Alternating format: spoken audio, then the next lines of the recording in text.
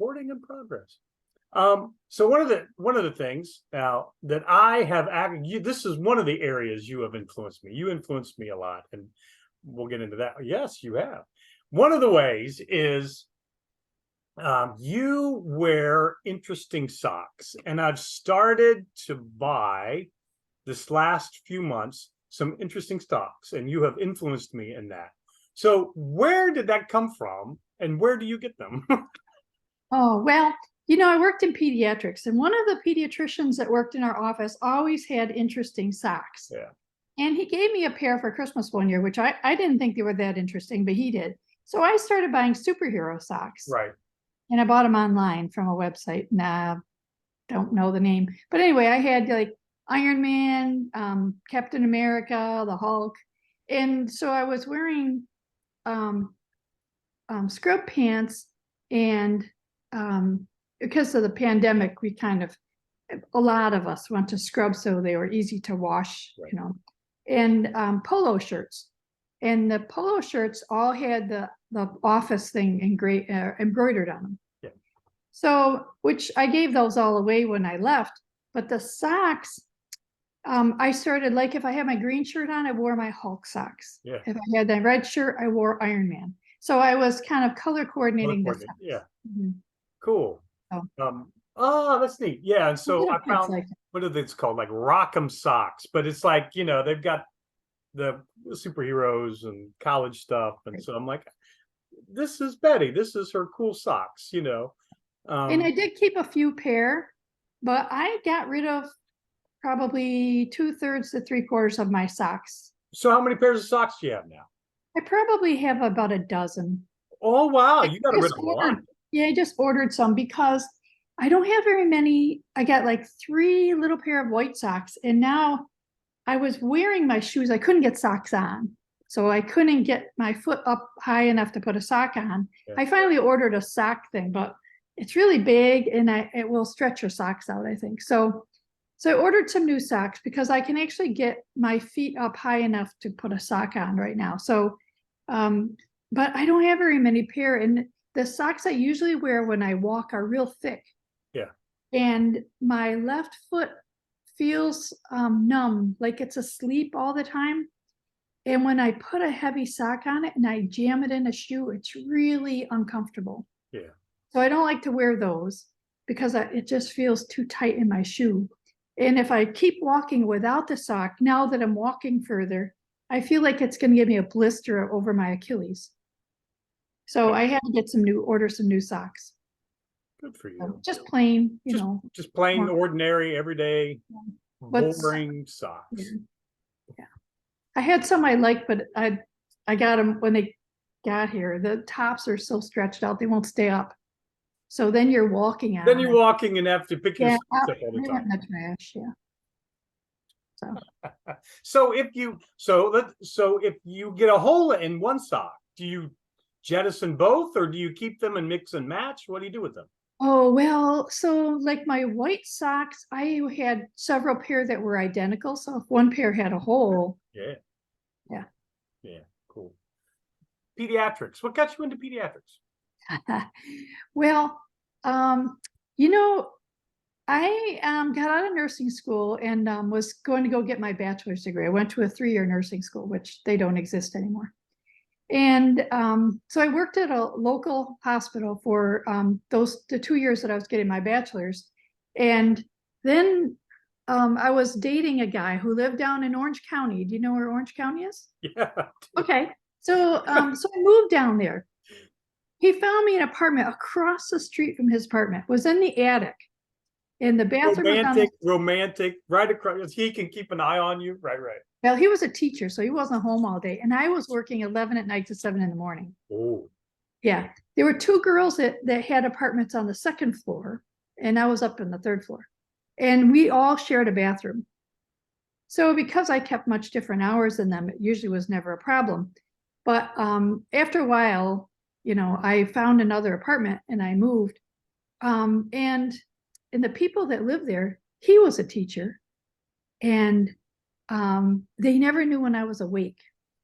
So I was upstairs and there was a door between my rooms and they had a couple rooms upstairs. They never knew if I was awake. So if they wanted to leave me something, like they had a garden, they leave me like cucumbers and tomatoes. They'd put them on the stairs. I had outside steps. So, but anyway, so when I went down there to look for a job, was 2 hospitals in the area. Now there is only one. They have combined apparently. And so I went to this one, Arden Hill, and I'm sitting in the lobby, and I knew that there was an opening on night shift. And the night shift positions were filled by the night supervisor, which I don't know if that's probably not done that way anywhere anymore. But she was very nice. Marge Kowalski, I think her name was. I even remember her name. And so I'm sitting in the lobby filling out the paperwork, you know, your name, your address. And I'm looking up and I see cribs. I was actually applying for OB. And I see cribs in the window. And I said, oh, I could work pediatrics. I put that down. So I met with her. I don't remember her. I don't remember meeting with her, but she called me and she said, I have 2 jobs to offer you. She says, I can give you part-time OB and part-time peds. And you put down where you want to work. Right. Or it can give you full-time peds. And I said to myself, 2 part-time jobs means working every weekend. Right. So I don't think that's a great idea. So I took full-time peds. And when I first started, there was actually another nurse on night shift with me. Yeah. And then she moved away. And I ended up me and an aide. And busy floor. This was in the old days when they didn't let parents stay at night. Oh, wow. So, but you couldn't get off a night shift because there were 2 RNs on evenings and 3 or 4 on days. Yeah. And if somebody left on days or evenings, they were going to replace them with 2 part-timers for better weekend coverage. Right. And I thought, I'm going to be stuck on nights forever? I don't think so. So my sister was going back in the Navy. She'd been in the Navy. Yeah. And when I got out of nursing school, one of my classmates and I actually applied to go in the Navy. The Air Force was not taking any nurses without a bachelor's degree, but the Army was, and the Navy was. And so we went up to Syracuse and had a physical and had an interview with a nurse recruiter and everything. And I went home and we were starting school in September. We both had signed up to work on our bachelor's. So we get a letter from the Navy saying, thanks, but no thanks, right? Don't call us, we'll call you. So anyway, a couple weeks later, I get a call from the nurse recruiter and she says, I just got back from leave. She was on vacation. She says, and I have a copy of the letter that they sent you guys. She says, and we were shocked because we highly recommended you. And she says, but what happened was, as of October 1st, the Navy is no longer going to take nurses without a bachelor's degree either. Right. The Army still was. You know, my mom was in the Army in World War II. And she always said, if you join the service, do not join the Army.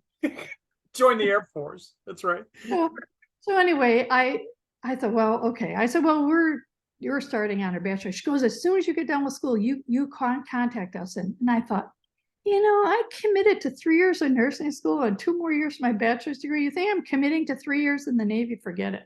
Right. Yeah. So after working 3 to 4 years at this place, night shift, my sister Jean had gotten out of the Navy, then was going back in. And I thought, you know, I could go in the service.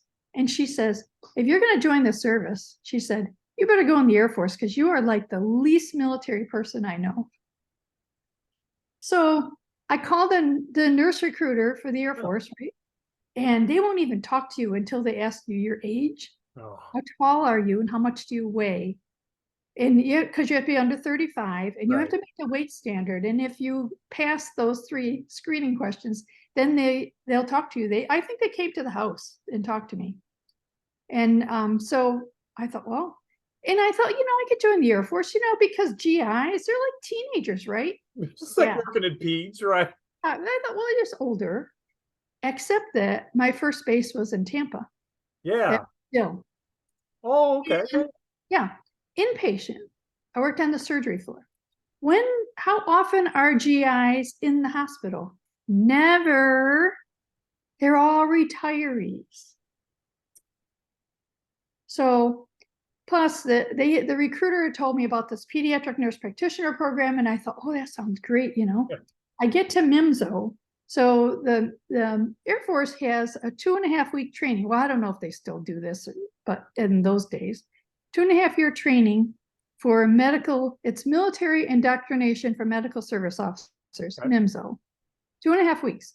You get there, they take you to the uniform sales, you got to buy your uniforms. Right. They tell you what's got to go on it. You got to leave them there to get the braids sewn on, and Right. da, da, da. And they give you all these directions on what goes where, and this has to be level with this, and so yeah, all that crap. So, and then they try to teach you how to salute. Right. They attempted to teach us to march, which was a joke because it was in Wichita Falls, Texas, in June. Well, so I don't know if you've ever been to Wichita Falls, Texas. I don't recommend it. But Right. anyway, so you go out of we were in an old abandoned hangar or something. So we were on the flight line or near the flight line, and the flight line's not used. So we would walk out the back door of this place where we were across, and now we're talking 150 people, 200 people, I don't know, big group. Walk across the grass to the flight line. Well, you know what no-see-ums are? Well, they're all in the grass. So by the time you get on the flight line, we're all like this. The guys are taking their shirts off and trying to get the bugs out of their shirts. Yeah, yeah. Well, of course, the girls can't do that. So we would go back inside. We never did learn to march. So they did attempt, but we never really spent enough time out there to ever really, and you know, your officers, nobody really cares. So, but I got to my first base, and of course, when we were at MIMSO, then they told us, well, you know, the Air Force has this program, this GYN nurse practitioner program, and we used to have a pediatric nurse practitioner. I'm like, say what? Yeah, and so it was not open. So while I was there, I worked on the surgery floor, and the program opened back up. Yeah. And one of the nurses on the floor I worked on, she said, hey, I'm applying. Why don't you apply?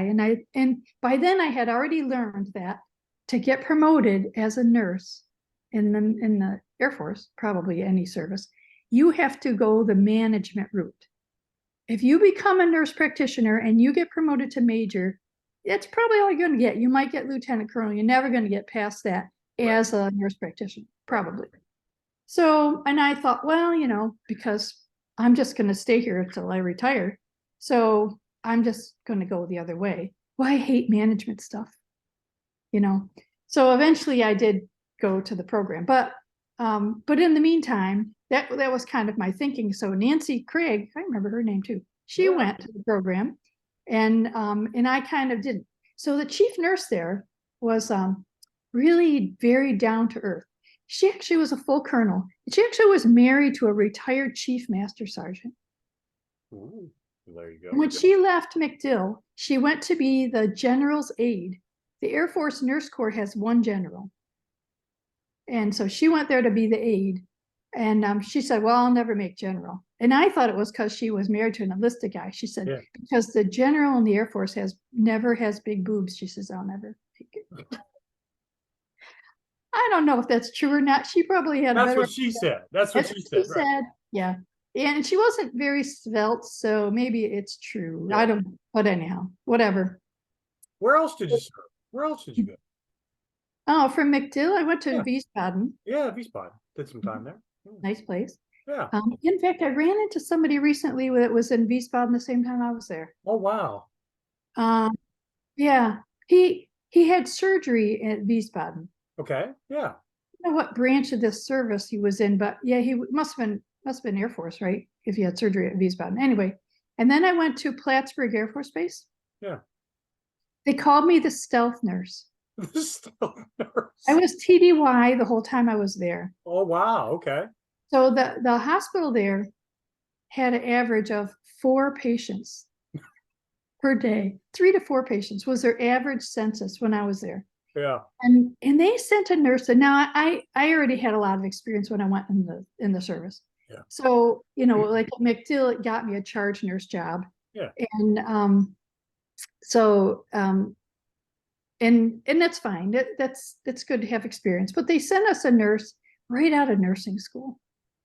Poor thing. She didn't have a clue how to take care of a patient. We had one surgeon, so he couldn't do any real surgery. He could do like a biopsy or something, but he had this man came over from Vermont, and I think he must have been a reservist or something. He had to have a colon resection or whatever. Anyway, some GI surgery. And he could only do surgery on the day the reservist came. So there was a surgeon in the area who was a reservist. And if he came over to spend his 2 days, Right. he could do major surgery because he couldn't do it without another surgeon. Anyway, he was a real nice guy. Yeah. But the patient goes back to the floor, and at that point, I was working as the nursing education coordinator and health promotions coordinator, whatever BS jobs. But anyway, so I go over there, and this poor nurse, she doesn't want to make him turn because he's in pain. He still had the sheets under him from the stretcher, and I'm like, you have to turn him. Give him pain medicine. He's going to get pneumonia if you don't turn him. So anyway, and I'm thinking, you send somebody here who's never taken care of a patient ever. I mean, this is where they get no experience. So I don't know. After that, well, actually, before that, because when I was at McDill, they had interns, and I had somebody come up to me and say, "Are you an intern?" I'm like, well, I don't know what that is. And it was a program that the Air Force has that, and I don't know if they still do, because the Air Force Nurse Corps is much smaller now than it was when I was in. Yeah. They would take these nurses right out of nursing school, and they would pull them off the floor to go to the education building, and they would teach them things and stuff. And then they never left them alone on the floor. So I, of course, because I had experience, I was alone on the floor from day one. Here, if you were on day shift, there would be at least 2 nurses on the floor besides a charge nurse, and maybe a third. Evening shift, there'd be 2 nurses on, and you had half the patients. Night shift, you get the whole floor, right? So, and then on top of that, the evening supervisor would go off duty at 11 o'clock, and she'd come up and she'd give me the keys and for the building. Here, you're it for the night. You're the supervisor for the night. So now you have to make rounds on, so us, it was a medical floor and it was ICU. But if somebody needs something from Central Supply, you have to go in there. Well, first of all, nobody ever showed me where Central Supply was or where anything in there was. So it was quite a, yeah. So I go upstairs to make rounds, and there's 2 nurses on the medical floor. I'm by myself downstairs. But, I probably had more experience than any of them. So anyway, whatever. But, the military, it's good, I think, if you're young. Yeah. And I was not really that young when I went in. Yeah. And after a while, you don't want to play Mickey Mouse games anymore. I mean, we had fun. I shouldn't say that, but you have to look at the fun side of things. Right. Yeah. At McDill, we had a 101-man air transportable hospital team.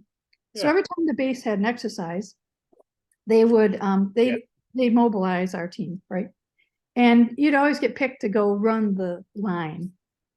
So that's always fun. Make sure you have your bag with you with all your designated clothing that you're supposed to have. Right. Yeah. How many pair of socks, right? So when I got to Germany, they were just changing how they did things. So they would have people who were taking care of the actual patients on the floor, and they'd put a big piece of masking tape on their back that said "real world," so everybody knew they were not playing. And then the rest of us. So, and I always had to be one of the rest of us.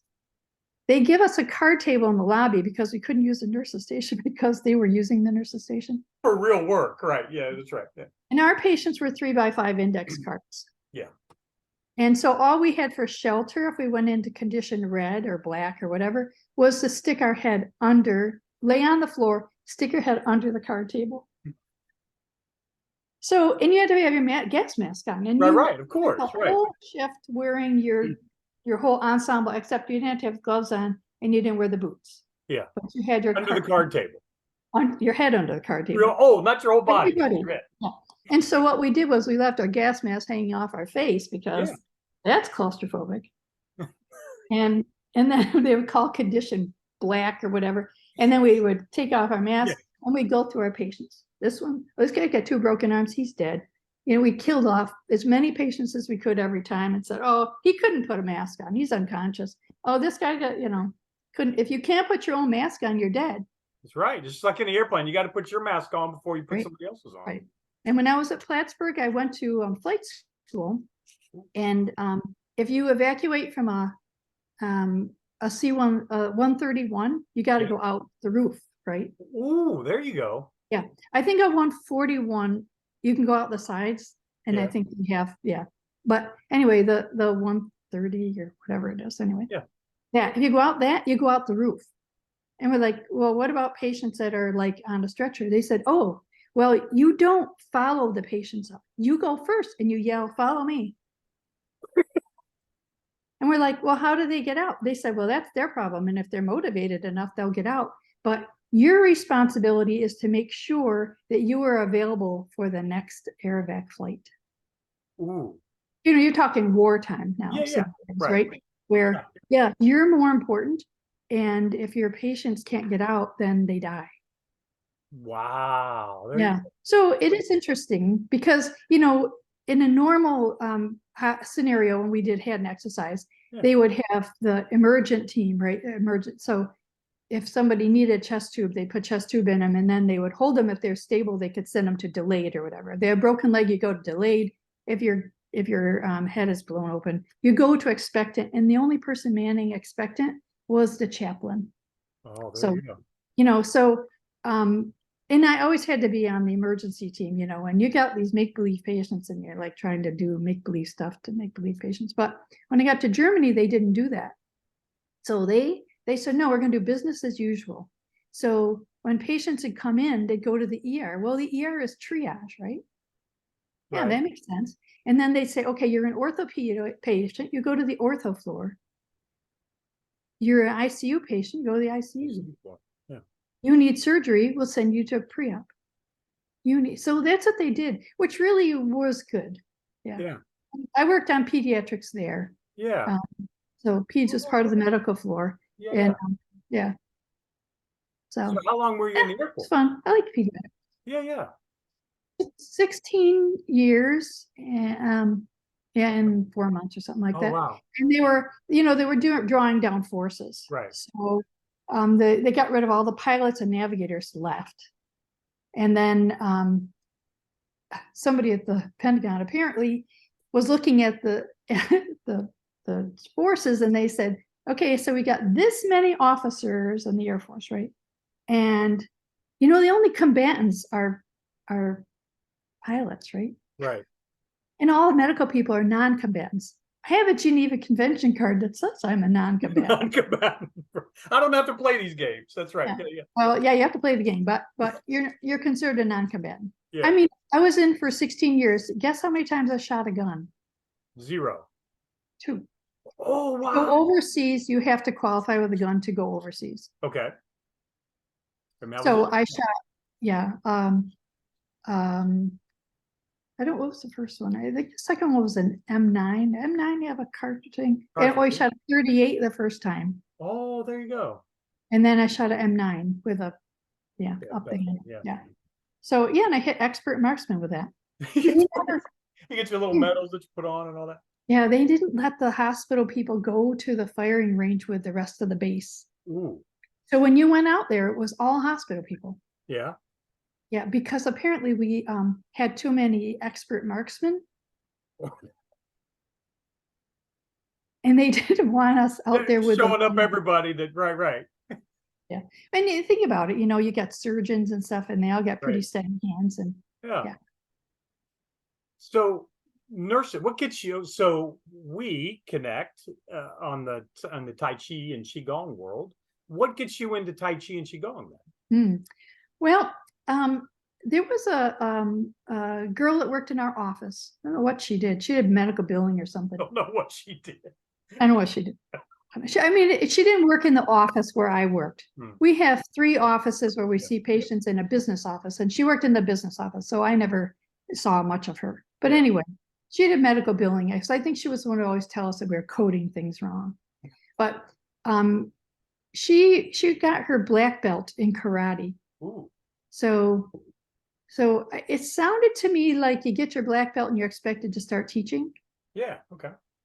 Okay. So anyway, she put out an offer through the office that she was offering free karate classes at one of the local churches, which was just down the road a little ways. Yeah.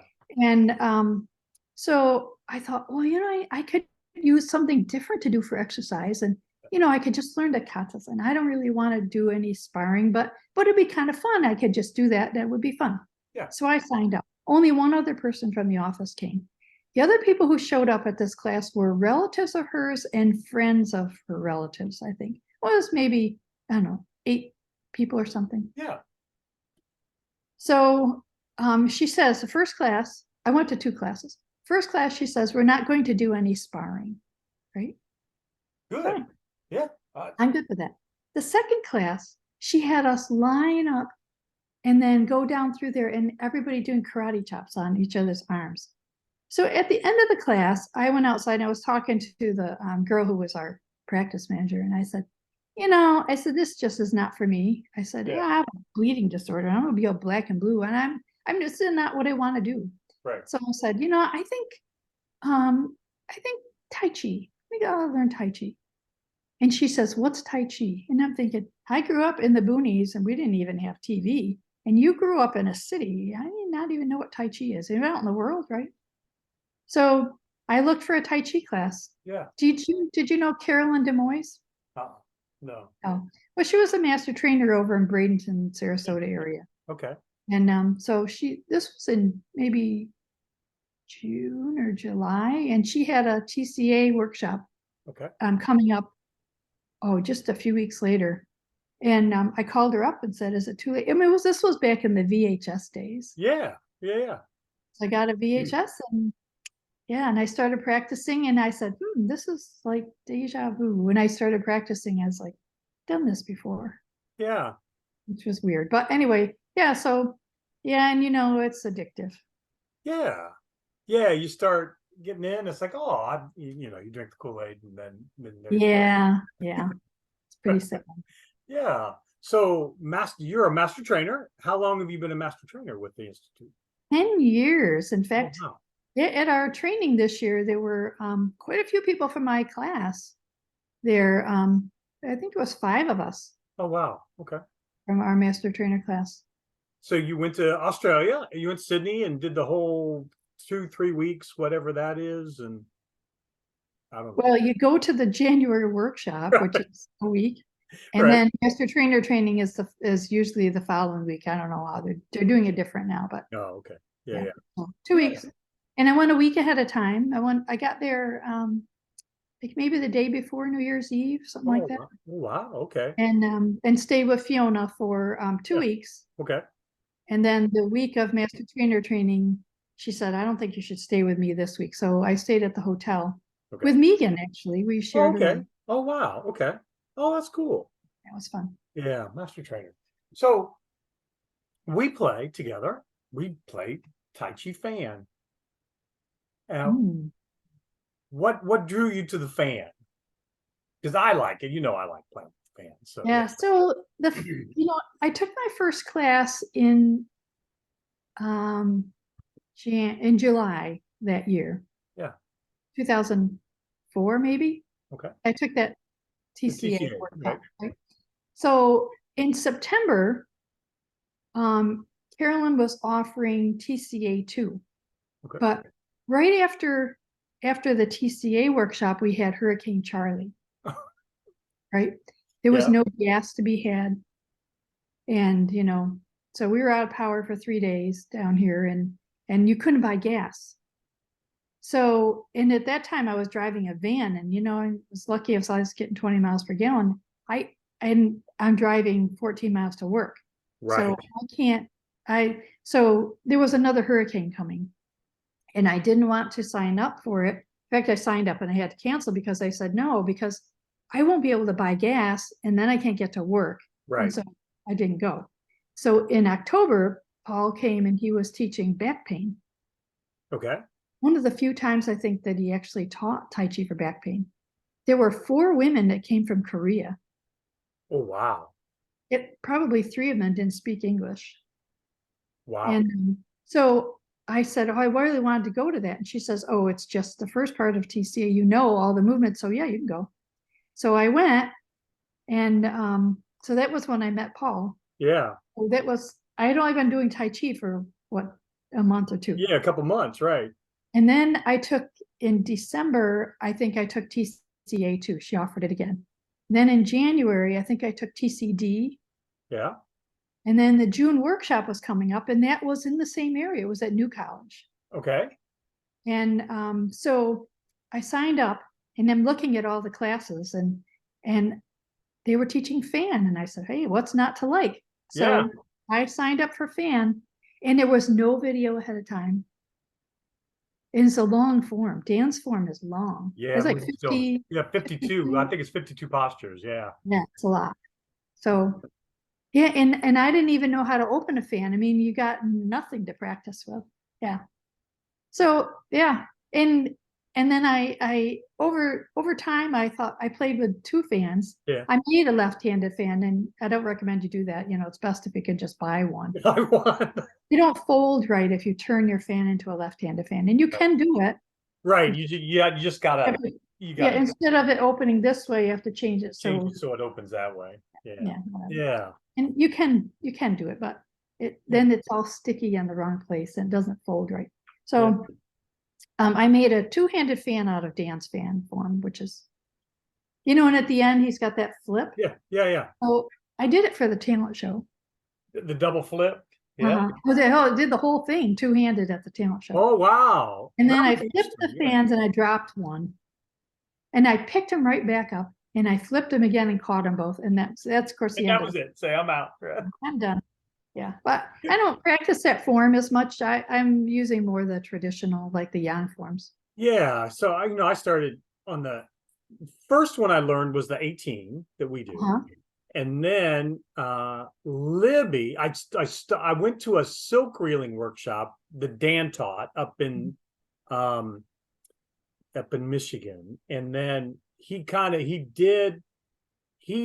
demonstrated moving stillness. I'm like, that is cool. And so he showed me like the first couple moves, right? And then Libby in Cleveland is who taught me the rest of moving stillness. And then and then of course the 18, and then I learned 36 from you. And so and the double fans, and it's fun.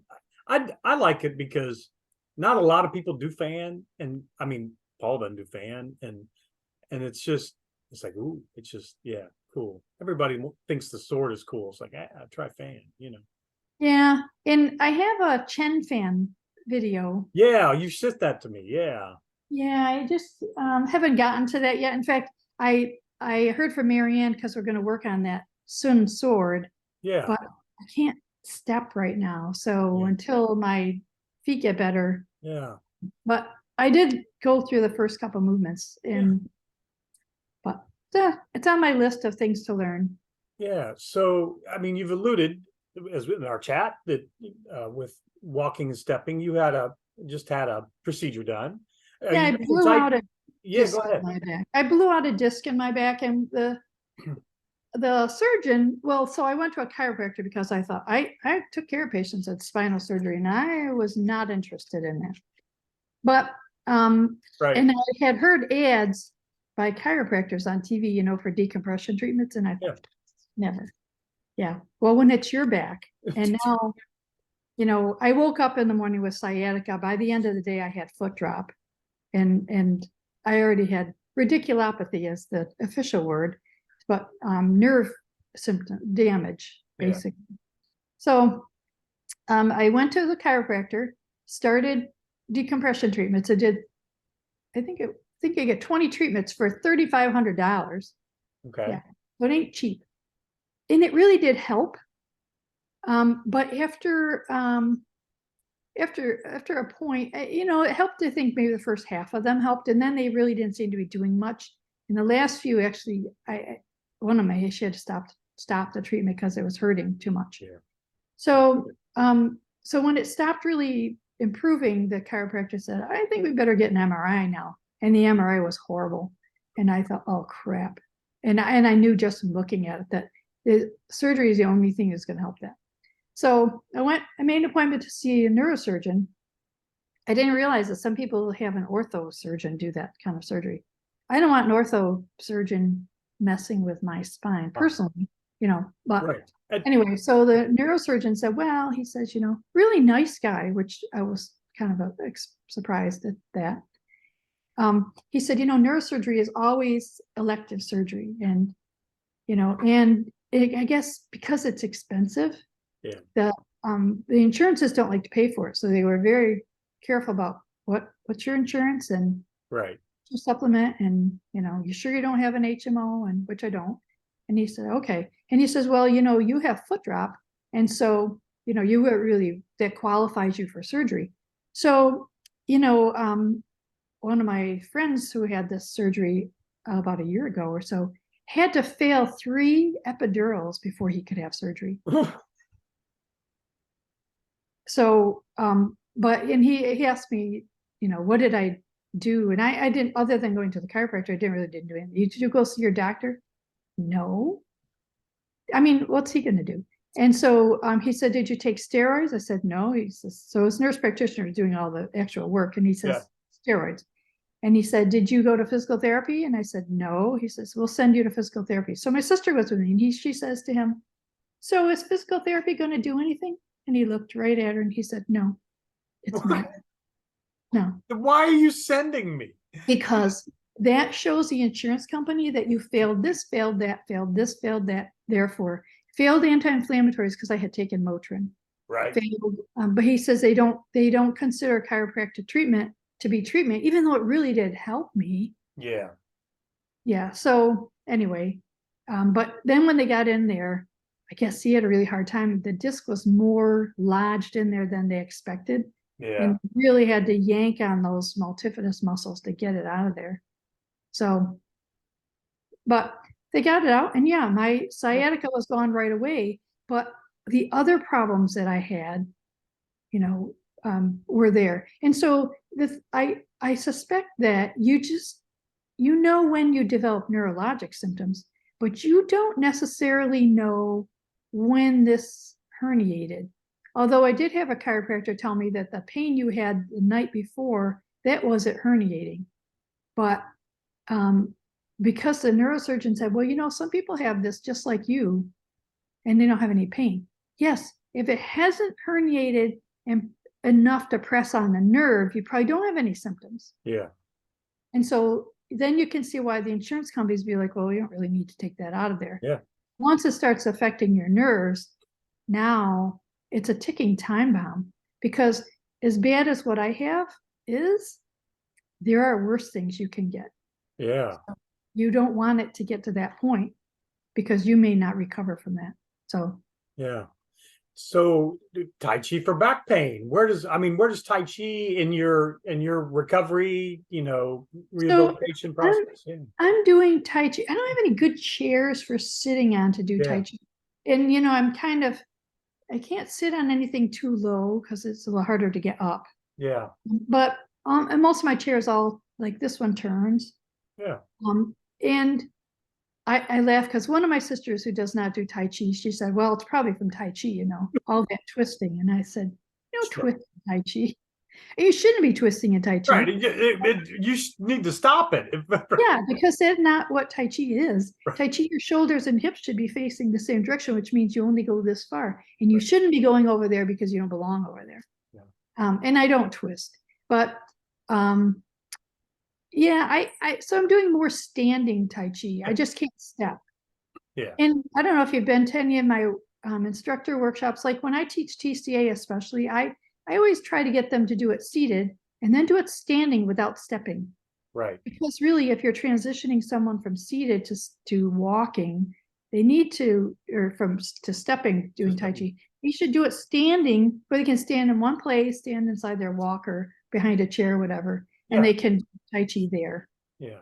So that's kind of where I am. I can do any form there. Yeah. So, yeah. Today is the first day of fall. Happy first day of fall. It is. It is. And which Happy means, yeah, it is also Fall prevention Prevention Day. See, you know where we're. So what would your one fall prevention tip be for anyone on Fall Prevention Day?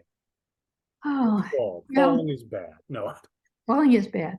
So, the things in Tai Chi that reduce your risk for falling are the principles. Right.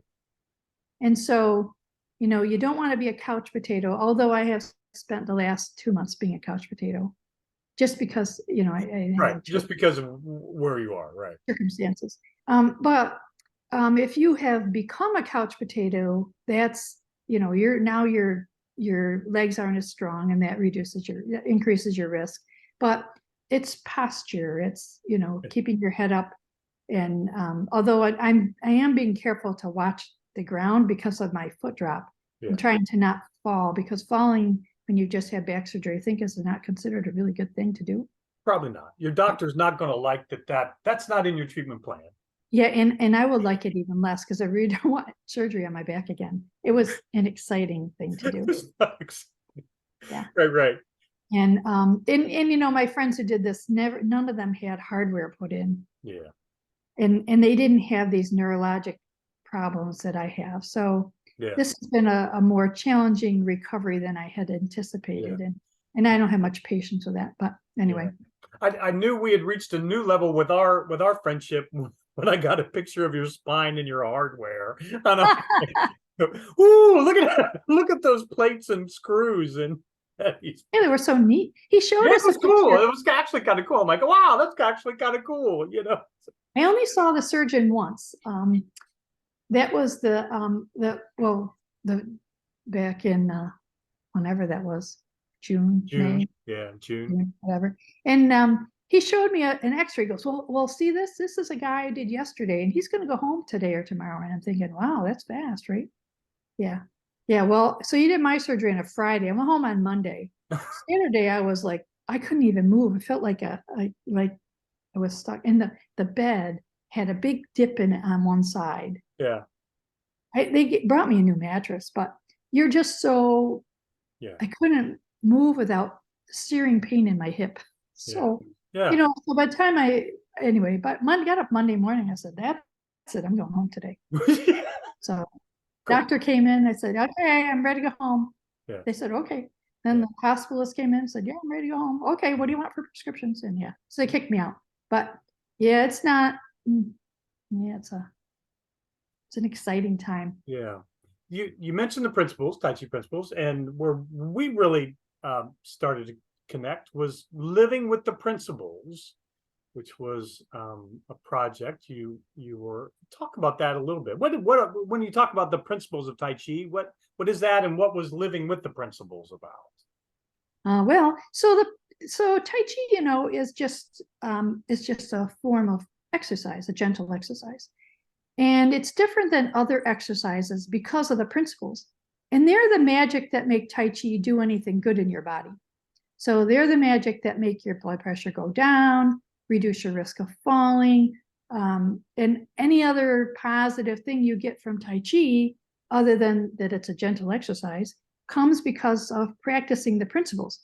So when I first started doing Tai Chi, they didn't talk about the principles until the second day of an instructor training. And I always talk about it first thing because it's the most important thing, right? Yeah. And so some people would say that Tai Chi forms, right, are a method to practice the principles, and only the principles matter. So can you get fall prevention benefit from doing Tai Chi for energy or fan or sword? Of course you can, if you do the principles.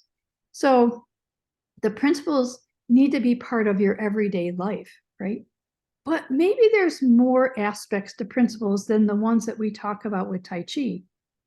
So maybe how you look at life, and one of the things that I stayed in Tai Chi, because if I hadn't been doing Tai Chi, I would never have survived my job. Yeah. So I worked in a really busy pediatric clinic. We saw 5 patients an hour. That's a lot. Yeah. And it's really stressful because you don't know, you don't have time. Well, I didn't have time because as a nurse practitioner, I think you approach patients different than doctors do. We got a doctor in our office who said, "You open the chart in the room." Now we had electronic records, Right. and well, how do you show someone the growth chart? That just opens up questions. Right. And I think that's so not a nurse thing to say, right? Nurses are more about education and like so you'd walk in and you're opening the chart and saying hi to them and what's going on, and you're in it, so it's, you just never know what you're gonna walk into. So, but the calming effect of Tai Chi and the stress lowering is what made me survive that job.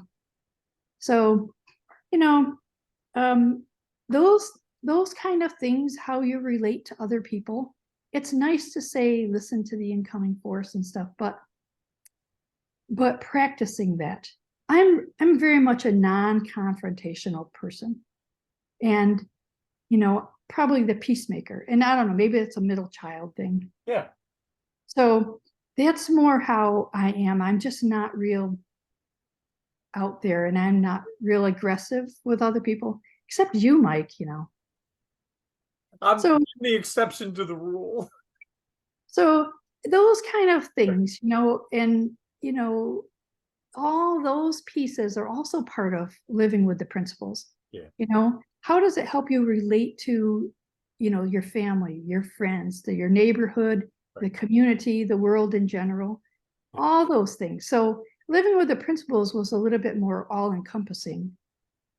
Yeah. And then, initially we started out with education things and trying to help people, how to get classes going and stuff. Yeah. So we offered it's kind of changed. Well, it was how many years we did that? So it 10, you're right. 10, changed a bit over time. But it was nice. It was fun. It was fun when we could do it in person, and you get to see the same people. It's just like going to Paul's June workshop. You see the same people every year, and I mean, I have more Tai Chi friends than I do anybody else. That's no. Middle child, upstate New York, right? What'd you say? 3 of 6? You're the third of 6? Yeah, I'm the third. Yep. Yeah. You even had to come down to Orange County. I mean, from upstate. What was upstate like? What was growing up in upstate? Well, I grew up on a farm, a dairy farm. So and my father went to the milk station every day with the milk cans, those back in those days.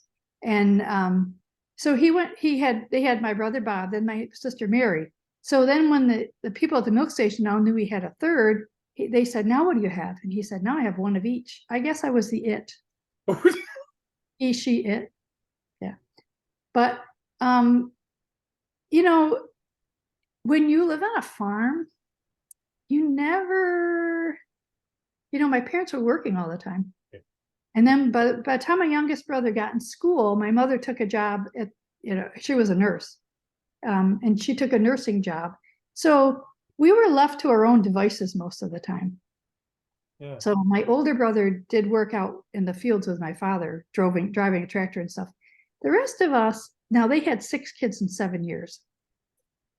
So the rest of us kind of just entertained ourselves. We weren't allowed to turn the oven on, but we would mix up cookie dough, sugar cookies, but we couldn't bake them because we weren't allowed to turn on the oven. So we used to eat the cookie dough raw. We never let John have any because he was a brat. So, go ahead. Yeah. Wanda. Yeah.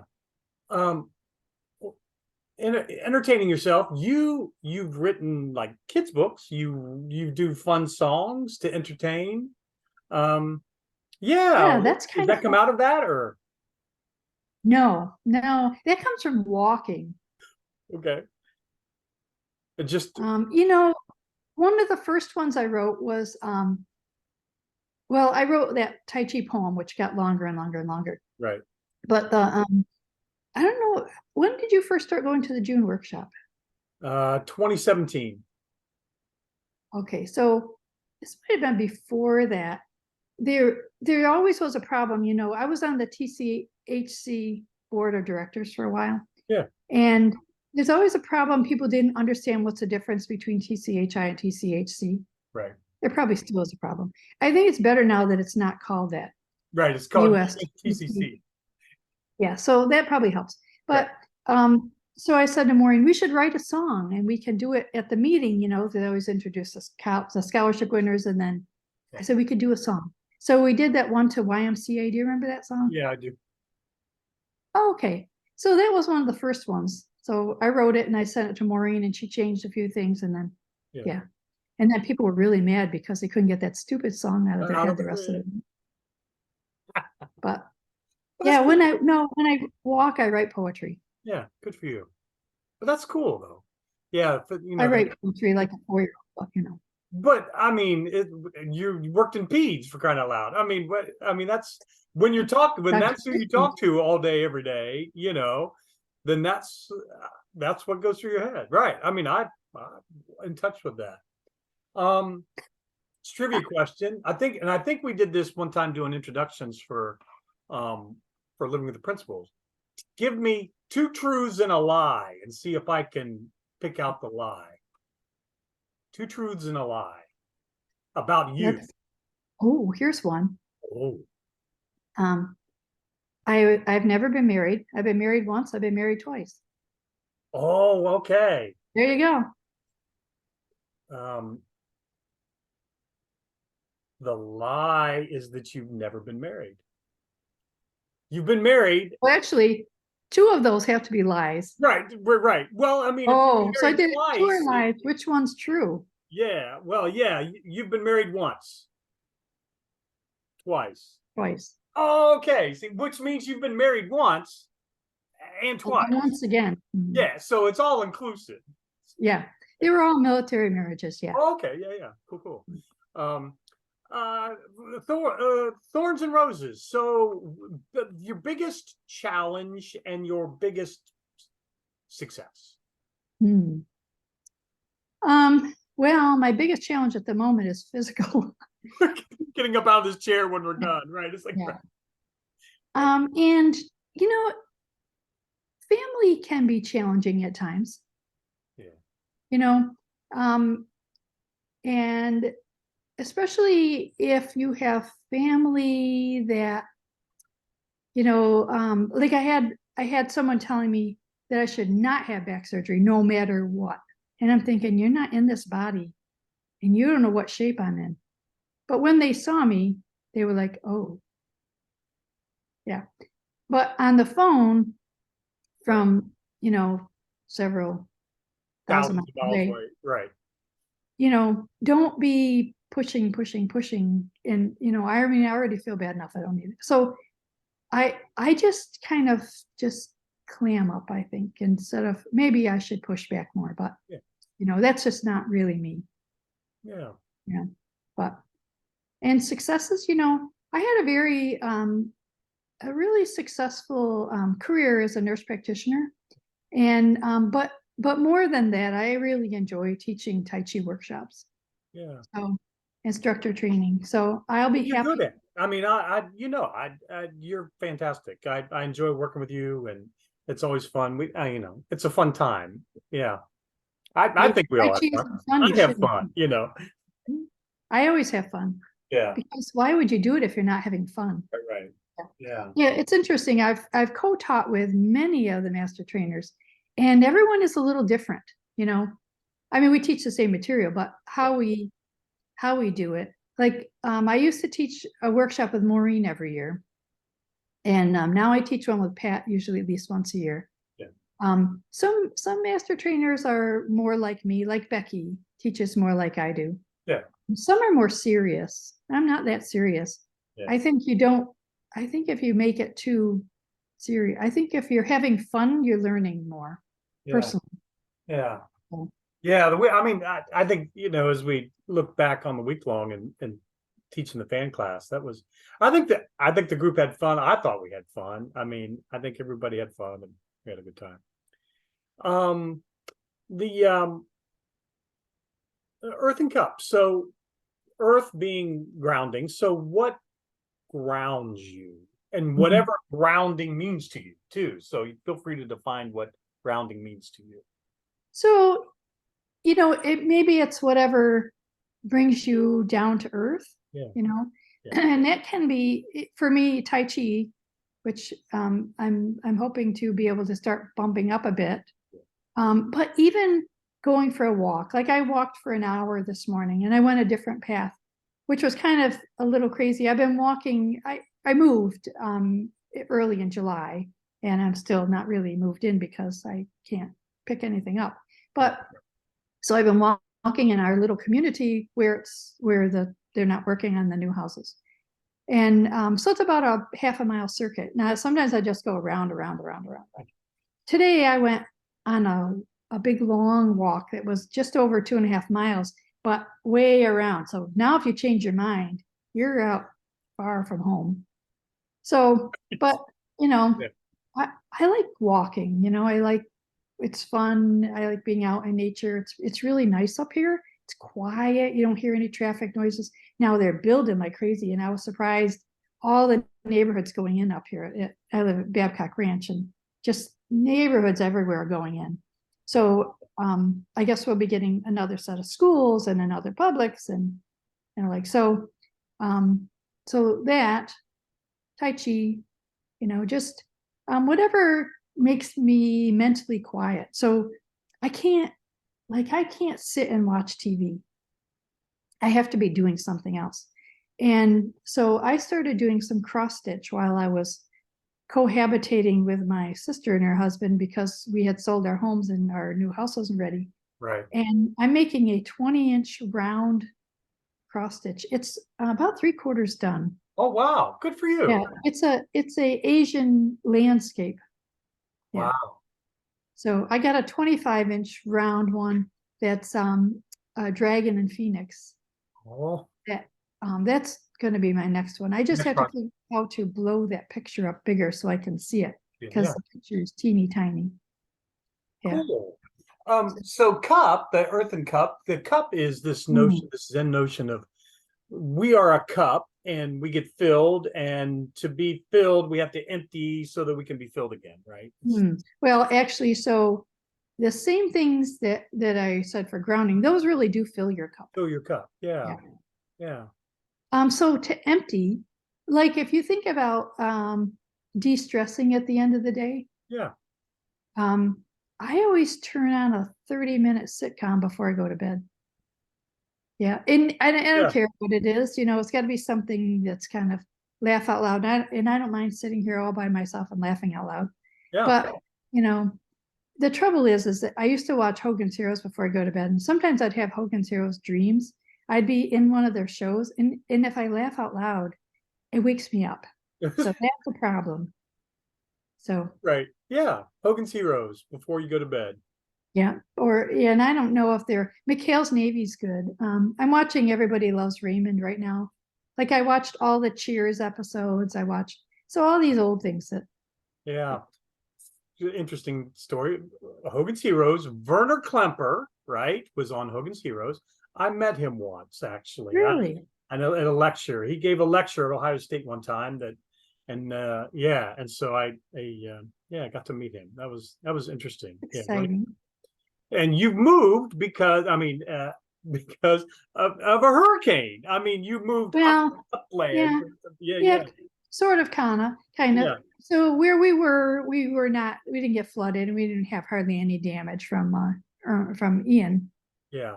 We only had about 5 inches of rain, but I was living in a condo, and there were 6 units in my building. The people upstairs from me did not have any impact windows. Yeah. And they lost 2 windows in the storm. And fortunately, we didn't have like the 15 inches of rain that we had with Irma, because I would have gotten really flooded downstairs.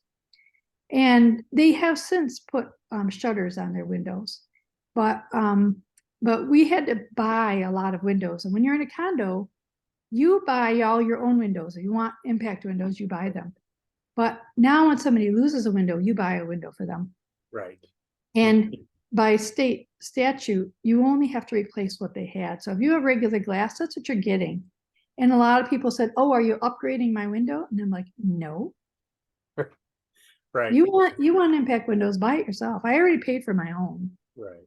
You know, so, and we had probably excessive impact protection, you know, impact windows, shutters on the outside of that, an impact garage door, an impact front door, a shutter on the lanai. Yeah. And a lot of people have no protection. And then, in fact, somebody told us this spring, well, we just had a hurricane last year, so we won't have one this year. Oh. Yeah. How'd that go? So, well, you know, and so this last hurricane, fortunately, really, we didn't have much of anything here. We didn't even get we had 6 inches of rain, apparently, but we really didn't have much. There was hardly any wind with that rain. Yeah. And, you know, their lack of protection impacts your home. Right. And Yeah. so that was really my motivation for wanting to move. And these are twin villas. There's nobody upstairs from me. I share a roof with my sister and her husband. We have very similar ideas. You know, we have all the glass in the building is impact, the sliding glass doors, the windows are, and that was put in by the builder. But we're putting shutters on. We should have them probably by the end of October. Yeah. Would have liked them sooner, but you know, you get what you get. So, you know, we wrapped the building in gutters. They put gutters on the front of the building, but I don't want all that water at my front door. So we had extended gutters around the rest of the building. And like, so, Yeah. you know. How many hurricanes have you been through? Oh, a lot. And I was in Okinawa, and we had a typhoon every year when I was there. And there's nowhere to evacuate to. Right. You hunker down in your house, and yeah. But crazy life. You're just the peace in the storm. You become the peace of the storm, right? I don't know about that. This, you know, I think I'll feel a lot better having a storm here. Yeah. Yeah. You know, we're pretty high. We're about almost 33 feet. That's pretty high for Florida. We were about 17 feet. Yeah. So, but inland enough that we didn't have to worry about surge. And surge is really what's going to kill you. What's going to get you? Right. Right. So, you know, wind is usually not a problem.